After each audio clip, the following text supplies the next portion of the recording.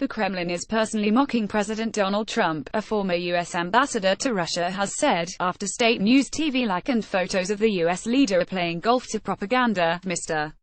President Putin is now getting personal in his mockery of your golf game, Stanford professor and ex-ambassador Michael McFaul tweeted Monday.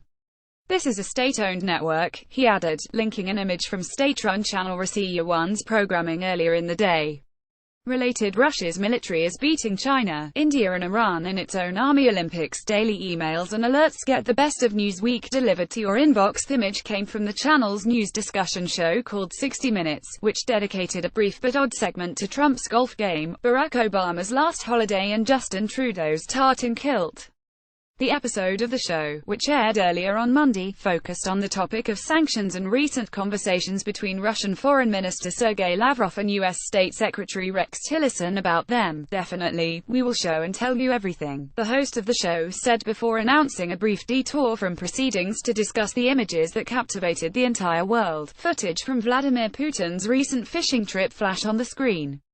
The videos in question and photographs, some of them which depicted the Russian president shirtless, flooded Russia's internet over the weekend, courtesy of the Kremlin's press service.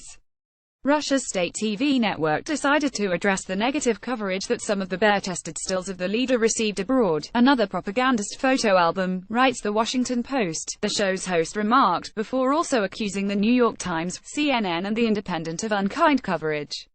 Russian media, much of which is government-run, widely praised the president's torso, Indiana Jones-like charisma and manly endurance in the wild. On the topic of propagandist photo albums, we made a small collection of exactly the same thing as what seems like propaganda to us. Who is that it is, for example, Trump, traditionally playing golf. Obama is there wakeboarding with Richard Branson.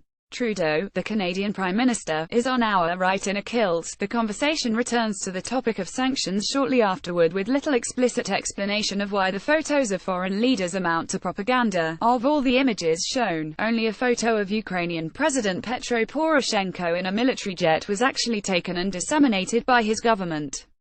The Trudeau example is a press image taken at a Scottish heritage event, while the photos of Trump and Obama were not even taken during their tenures as U.S. president. Obama's image is from his first holiday after ending his second term in office. Trump's golf trip is from July 2012, long before he even campaigned to be president. Possibly the worst example chosen by the Russian 60 Minutes show is New Jersey Governor Chris Christie, whose photo from the 4th of July also made the wall of shame.